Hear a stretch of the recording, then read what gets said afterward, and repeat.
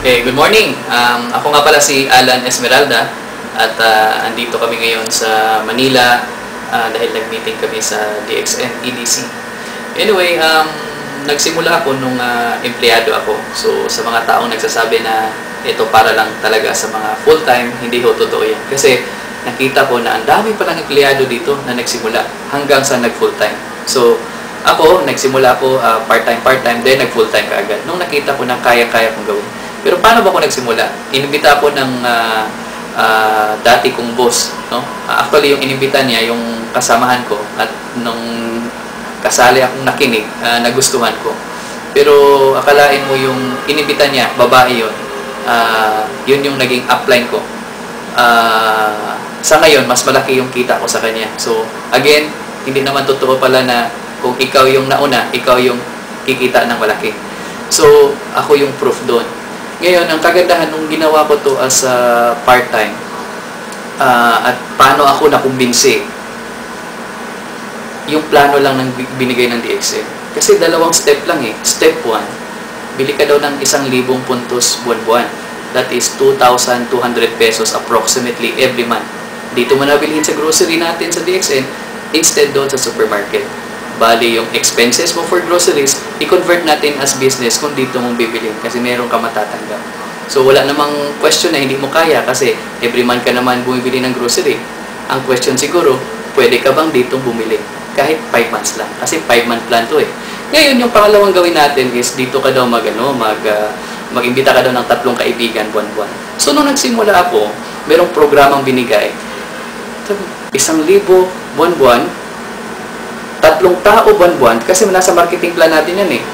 After 5 months, kikita ka ng 148,000. Yun yung plano natin. So, yung tinanong ko yung sarili ko, kaya ko ba talaga itong programang ganito? Sabi ko, kayang-kaya ko to. Kaya sabi ko, gagawin ko to with all my heart. Non-stop. Kahit na anong sabihin ng iba dyan na negative, hindi talaga ako huminto. Nagpatuloy na ako. Kasi, kalimitan ho, dito nangyari, ginawa mo na, maraming mga negative feedbacks, nagdahan-dahan ka. So, ang technique pala, non-stop lang. So, dahil alam ko kaya kong gawin, ang nangyari ho, dire-diretso ako at kumita din ako. After 3 months po, yung commission ko, 37,000. On the 4th month, bumagsak ng 30,000. On the 5th month, 30,000. Palpak nga eh, kasi 148,000 yung sa plano. Pero on my 6 months, 87,000 ho yung cheque ko. So, sa tingin ko, kaya ako masenso dahil ginawa ko lang yung plano. 1,000 buwan-buwan at 3 tao buwan-buwan within the next 5 months. So, ano ba yung pwede natin gawin? Ano ba yung tip ko sa pwede kong magbigay sa inyo ng tip? Binalikan ko yung sarili ko paano ko masenso. Hindi dumadaan yung isang araw na wala akong ginagawa sa DXN. So, 3 D ho yung ginagawa ko. D. Do DXN daily. Kahit sa isang araw, isang tao na yung kausapin mo, huwag kang umuwi ng bahay kung hindi ka pa nakapag-imbita ng isang tao. Yun lang po. Maraming thank you so much, people. My God, I'm so happy here at Plantation Bay. I am still amazed at how a big company like DXN could afford this kind of money. You know, isang seminar, 3 major hotels. Plantation Bay, Shangri-La Mactan, at saka Waterfront Salahug. Imagine that. Look for a company that has this kind of pakikisama at galante. No company can beat DXN in terms of being mapagbigay sa mga tao ha. At saka yung mga cheque namin po, nako, naglalakihan. Talaga po nakakaingit. And we would encourage you people na hindi pa nag-DXN. Sumali po kayo. I am Tenti Quintero, former City Vice Mayor ng Tacloban, 70 years old. Marami pong sakit. Ngayon, okay na. Noon, ang sakit ko, high blood, rheumatoid diabetes. Ngayon, cured lahat. At saka may cheque pa ako. Hindi ako nakakompleto ng 15 years sa GSIS, hindi po ko pensionado. Pero dito sa DXN, pensionado ako. I was a former manager sa Mobil. I was a former manager of an international airline. Hindi rin ako nakapasok ng pensionado, pero dito sa DXN, pensionado at saka, wow, look at this. This is the kind of privilege we get sa DXN. Nakakaingit po. Kayo, na nanonood ngayon, please join us. Please, you won't regret it. But isang kondisyon, Kung makakapag-recruit kayo, join DXN. Pero kung hindi kayo makakapag-recruit, huwag na lang kayo sumali. Bakit? Mainggit kayo sa mga check-in namin. Yun lang masasabi ko. That's all I can say. Join DXN, you won't forget it, and see the world. Thank you, and good morning sa inyo lahat. Ako ay pabalik-balik na na-confine sa Philippine General Hospital with a problem of cancer sa pancreas yun and mass kidney. So, nag-combine yung dalawang pinakamatitinding organs natin. Yan, dalawang yan ang pinakamahirap. So, to make the story short, nag-check out ako doon with my decision kasi the only solution na lang, alam niyo naman sa doktor, is magpa-opera ka lang. So, kaya lang kailangan mo ng 300,000 pesos during that time, way back 2000, wala akong ganong kalaking halaga. And, sabi ko naman doon sa doktor, kung ako ba ay o-operahan, ano ang chance na mabuhay ako after my operation. Sabi ng doktor, we do not guarantee. So, sabi ko, kung wala rin lang naman assurance, better I check out myself. Kasi during that time ay umaabot na ng 200,000 ang aking bill sa hospital. So, ang masakit noon, sabi ng doktor, kapag hindi ako na-operahan, chances are, is 6 months na lang. So, may taning po yung buhay ko during the time. And fortunately, dumating sa buhay ko yung pinsan ko na sobrang kulit, parang katulad si Sammy, na isang radio technician, hindi niya maipaliwanag kung ano yung ganoderma. Pero dahil lang sa ako yung isang tao na napaka-positive at gusto ko pang mabuhay, kahit ano yan, lalaklakin ko yan kung makakarugtong ng buhay ko yun. So I took RGGLs 30 pairs a day. And then, siguro, ang pinakamalaking blessing naman sa akin na binigay ng DXN ay andito po ako ngayon sa harap ninyo. So, with all of the products of DXN, the Magic 4, the RGGL, the Spirulina, and then the Rosel Candy, yan po yung mini-maintain ko ngayon, at least 4 pairs or 6 pairs pagka medyo marami akong trabaho na hindi nagigiboy yung katawan ko. At saka, ang maganda po, the more na maraming supplements na pumapasok sa katawan, mas marami po yung ibinibigay niyang points at saka cheque sa akin ngayon. Yun po yung pinakamaganda. Yan. Para naman masaya kayo. So, yun po yung isa sa na-benefit ko sa ating company. Kasi kung sa doktor lang po, wala nang ibabalik yan sa atin. Siguro marami utang. Namatay na ako, siguro namatay ako, baka until now hindi pa tapos magbayad yung family ko ng 300,000 or to make it 500,000 yun kasi yung bill ko pa eh. Hanggang ngayon siguro hindi pa sila tapos magbayad noon, pero 6 feet below na ako. So thanks to Dr. Lim Show din talaga kasi merong RGGL siya na na-provide and all the products of DXN na talagang ginagamit ko po ngayon. And kung sa achievement lang, isa po ang travel natin ngayon ang pinakamasayang achievement kasi pangarap kong marating ang Cebu. And there goes Cebu. Andito na ako sa Cebu. So marami po salamat sa inyong lahat.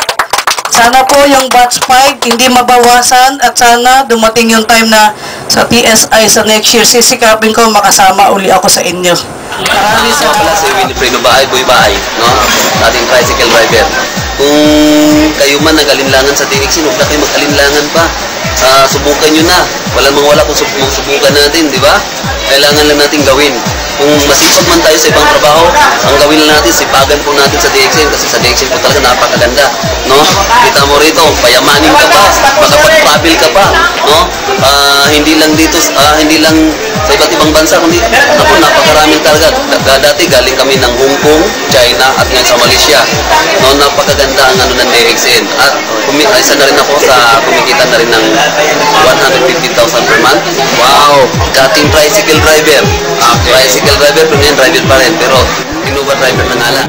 Ako si Marvin Lopez.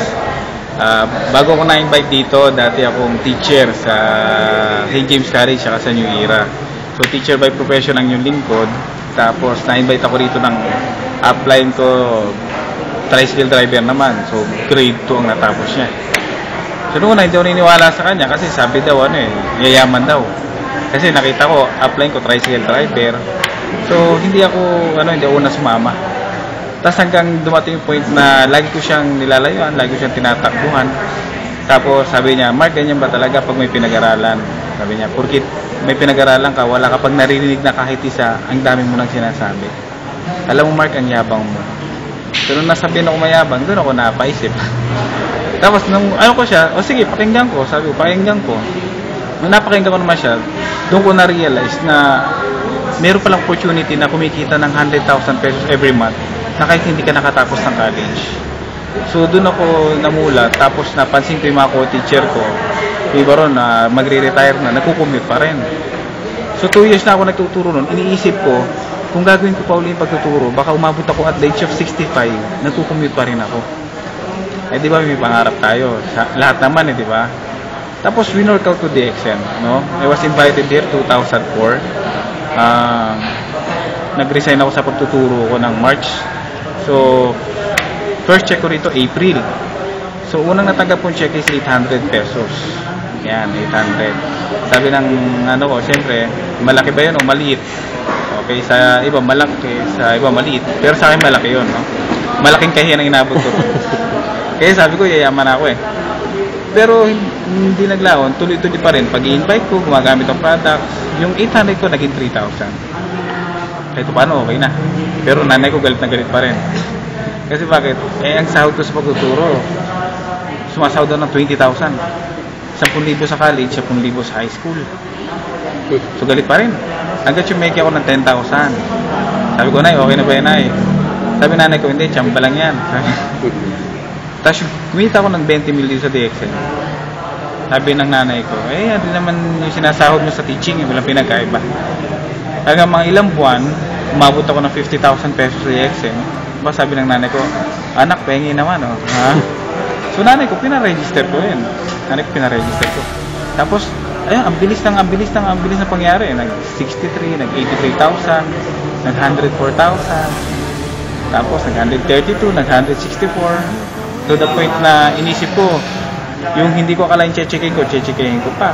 Nag-204,000 ako, nag-230, nag-264,000. Grabe yung income na nangyari sa akin. Kumbaga hindi ko kalain na gano'n nangyari. Tapos, at the age of 26, nakuha ko yung Crown Diamond position. So, yung Crown Diamond, meron akong 10 diamond sa ilalim. Puro mga bata rin. Natuwa ako sa kanila kasi mga bata sila, may mga pangarap sila. So, sabi ko sa kanila, aralin lang nila yung negosyo. Okay? Aralin lang nila yung negosyo, magiging successful din sila. Kasi sabi ko, wala namang pinanganak na wala namang pinanganak dito na abogado na. Di ba? Wala namang pinanganak na engineer. Wala namang pinanganak na teacher. Kumbaga, kaya muli niya yan kasi inaral mo siya. Kung nagustuhan mo DXN, aralin mo. Pag inaral mo siya, kung anong naging nangyari sa amin, mangyari sa iyo. Okay, siyempre sa una, hindi madali. Sa una, siyempre, andyan yung rejection, pagtatawanan ka, nandiyan yung mga taong insulto sa'yo, may tinapos ka, sabay yan pala bagsak mo. May mga taong mahal mo sa buhay, akala mo, sila yung unang mag-support. Yung pala, sila yung unang manguusig. So, hindi yung naging madali sa una. Pero dahil sa mga training, seminar, doon, naging pusong bato ko. Naging manhid ako sa lahat ng rejection. Naging manhid ako. Dumating sa akin sa point yung nire-reject na ako. Sabi ko, kulang ka pa, magdagdag pa kayo. Tapos tinuloy-tuloy ko siya. Tapos, sundin yung apply nyo. Lalo na yung kumukuha ng video na to. Yan. Kumbaga, hindi ibig sabihin, nakachamba sila, nag-travel sila rito sa Palawan, di ba? Ibig sabihin, yung apply ninyo, may resulta yan, may knowledge yan, merong alam yan. So, ang advice ko sa inyo guys, sundin nyo kung sino yung nag-guide sa inyo.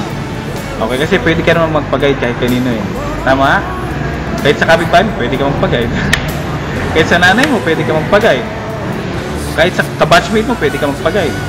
Pero kung gusto mong mag-diamond dito sa DXN, gusto mong marating yung narating namin, magpag-guide ka doon sa mga nakarating. Bakit? Kasi alam nila, yung daan, okay, patungo rito, at yung daan yun, ituturo sa inyo. Okay? Huwag lang matigas ang ulo.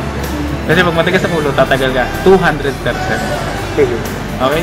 So in case napunta kayo rin sa Manila, di ba? Nakita nyo ko sa head office. kamustahan tayo, tapos share tayo ng knowledge. Okay, kasi business natin, napaganda negosyo kasi helping hand, tulungan tayo.